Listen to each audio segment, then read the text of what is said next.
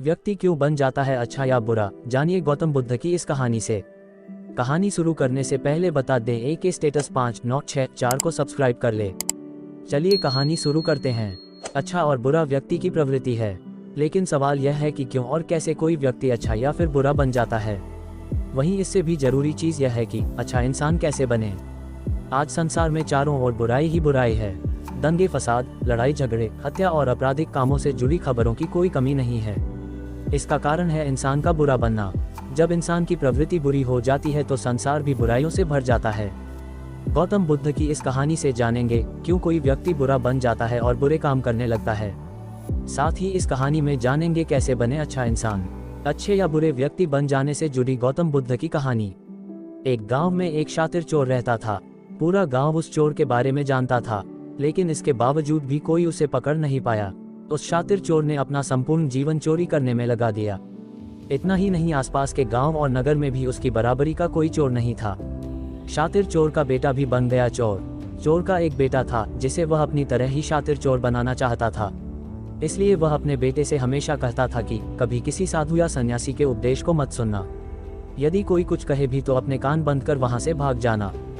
बचपन से ही उसका बेटा अपने पिता से इन्हीं बातों को सुनता आ रहा था, जिस कारण ये बातें उसके मन में बैठ गई थी। ऐसे में बड़े होकर बेटा भी अपने पिता की तरह शातिर चोर बन गया।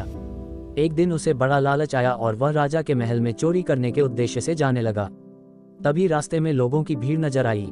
चोर ने देखा कि लोग एक सन्यासी के चरणों में गिरकर उनका आशीर्वाद ले रहे हैं। वो सन्यासी गौतम बुद्ध थे। चोर साधु सन्यासी से दूर रहता था क्योंकि उसे अपने पिता से यही सीख मिली थी, लेकिन भगवान बुद्ध को देख वह उनकी ओर आकर्षित हो गया। इसका कारण यह है कि पहली बार उसे किसी तेजस्वी व्यक्ति के दर्शन हुए थे।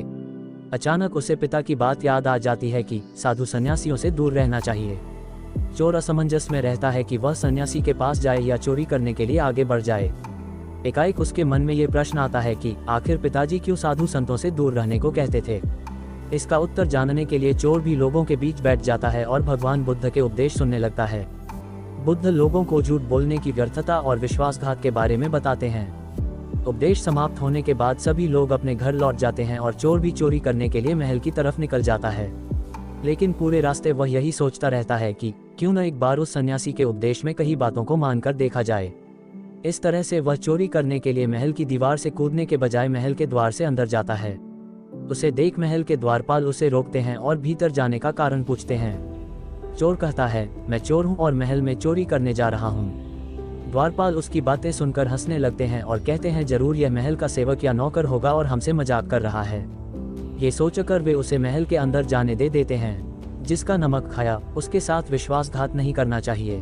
महल जाने के बाद चोर खजाना रखे तिजोरी के पास पहुंच जाता है और तिजोरी को तोड़कर धन और आभूषण को पोटली में भरकर भागने लगता है। तभी उसकी नजर महल के रसोई पर पड़ती है।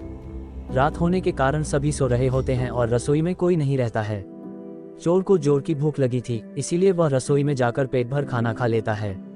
इसके बाद चोर वहां से जाने लगता है। तभी उसे बुद्ध के उपदेश में सुनी दूसरी बात याद आती है कि जिसका नमक खाया है उसके साथ कभी भी विश्वासघात नहीं करना चाहिए।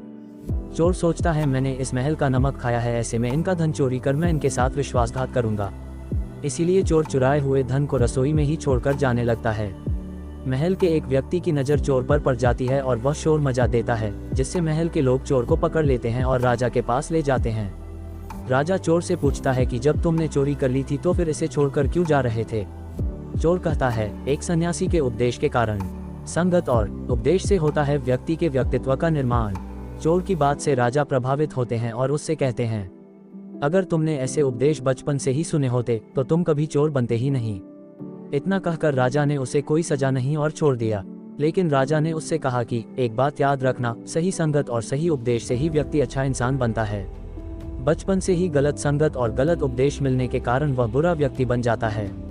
संगत और उपदेश व्यक्ति का जीवन बदल देते हैं।